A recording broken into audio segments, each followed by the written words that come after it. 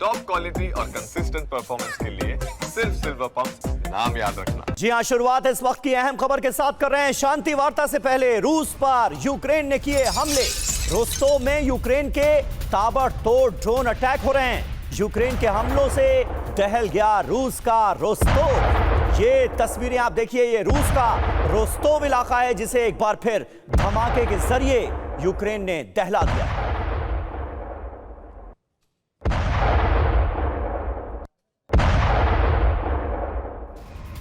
और एक और बड़ी खबर, यूक्रेन के ड्रोन प्रहार से रोस्तोव में भीषण धमाका हुआ है। रूस के रोस्तोव में ड्रोन अटैक के बाद तबाही मची है। हमलों से रोस्तोव रेलवे स्टेशन पर यह देखिए धमाके की तस्वीर।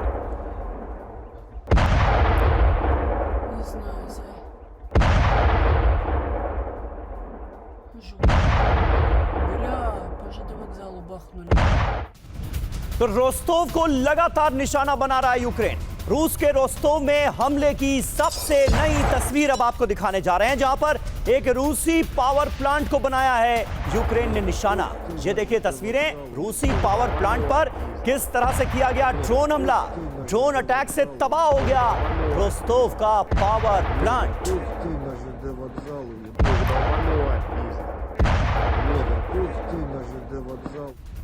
और आप देखिए एक और बड़ी खबर, वॉर जोन से रूस के सैन्य ठिकानों पर यूक्रेन ने भीषण हमला किया है। चासीव यार में Su-27 एयरक्राफ्ट से बमबारी की है। देखिए आप तस्वीरें, हमलों में रूस का वेपन डिपो तबाह।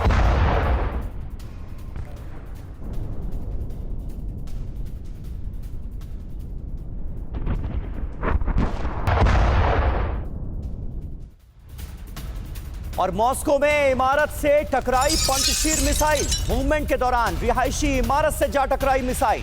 ये तस्वीरें आप देखिए, इमारत कैसे तबाह हो गई है। आसपास की दूसरी इमारतों को भी इस हमले में नुकसान पहुंचा है। मिसाइल के टकराने की वजह से पूरी इमारत तबाह हो गई।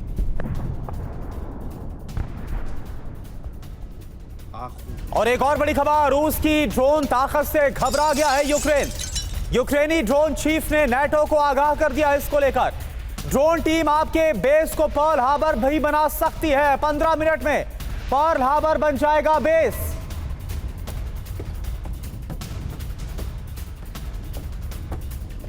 जी हां, तो यूक्रेन जंग में अब जिक्र हो रहा है किसका? पर्ल हार्बर का। 15 मिनट में सब नष्ट करने की बात हो रही है। इस खबर से जुड़ी जो बड़ी बात है वो हम आपके सामने रख रहे हैं। ये देखिए, रूस के ड्रोन हमलों से यूक्रेन दरअसल बहुत घबरा गया है। दावा क्या है?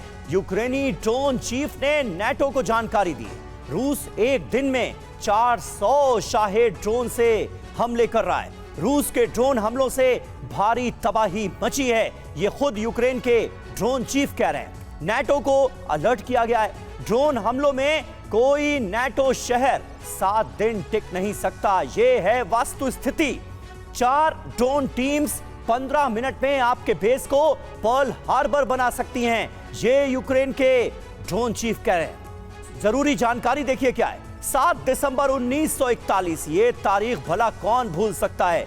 7 दिसंबर 1941 को जापान ने पर्ल हार्बर में बम गिराए थे। हमले में 300 से ज्यादा विमान तबाह हो गए थे और 2400 सैनिक मारे गए थे। तो देखिए अब जिक्र हो रहा है पर्ल हार्बर जैसे हमले को अंजाम देने का। एक बार फिर 1941 की वो कड़वी यादें जहन में जिंदा होती हुई हर किसी के नजर आ रही हैं। वो हमला जो जापान ने किया था, अमेरिका पर किया गया था, और इसके बाद अमेरिका द्वितीय विश्व युद्ध में कूद पड़ा था। उस हमले का जिक्र अब किया जा रहा है और कहा जा रहा है कि पर्ल हार्बर जैसे हमले आने वाले वक्त में मुमकिन है। ये देखिए, मेजर जनरल ए के सिवाच हमारे साथ जुड़ चुके हैं, ब्रिगेडियर शरदेंदु हमारे साथ मौजूद हैं और विदेश मामलों के जानकार प्रोफेसर संजय भारद्वाज भी हमारे साथ मौजूद हैं। यूक्रेन युद्ध में पर्ल हार्बर, सिवाच साहब क्या होने वाला है, क्या इरादे नजर आ रहे हैं और पर्ल हार्बर का जिक्र करके बताने की क्या कोशिश है? और देखो समीर, ये तो सच्चाई है कि ये लड़ाई जो सोच रहे थे कि शायद ये बंद हो जाएगी जी, ये लड़ाई तो ज़्यादा फैलती जा रही है। और इसकी वजह अभी तो सबको पता चल गया कि जो यूक्रेन को एक प्रकार से जो एड बंद कर दी थी, अमेरिका ने दोबारा स्टार्ट कर दी, पेट्रोल मिसाइल भी मिलेगी और जो भी इक्विपमेंट चाहिए वो एक प्रकार नेटो के थ्रू यूक्रेन को मिलेगा। और यूक्रेन की जो फाइटिंग कैपेबिलिटी में काफ़ी हद तक बढ़ावा आया है और ऐसे में रूस जो है वो भी, जब मुझे लगता है कि अब सोच रहा है कि इसके ऊपर जो हमले हैं और तीव्र गति से किए जाएं और वो हमलों का अब वो फोकस जो है वो बॉर्डर इलाके के अलावा वो सेंट्रल और वेस्टर्न जो यूक्रेन है जहां से इनके लॉजिस्टिक सपोर्ट आती है उसके ऊपर कर रहा है, इससे कि वो लॉजिस्टिक सपोर्ट को काटे और ये जो इनके ट्रुप्स फाइट कर रहे हैं वो आइसोलेट हो जाएं। मगर ऐसा हो नहीं पा रहा है। लेकिन पर्ल हार्बर का जिक्र क्यों, 1941 क्यों याद दिलाया जा रहा है, जब जापानी नौसेना ने अमेरिका के नौसेना के बेस पर हमला किया था, बहुत बड़ा जख्म दिया था और उसके बाद एंट्री हो गई थी द्वितीय विश्व युद्ध में अमेरिका की। हाँ देखो, यही मुझे लग रहा है कि कहीं ना कहीं ये दिखाने की कोशिश करें ये लड़ाई का पलड़ा बदलेगा, ये ज्यादा फैलेगी और अब ये वापस पलटवार करेंगे।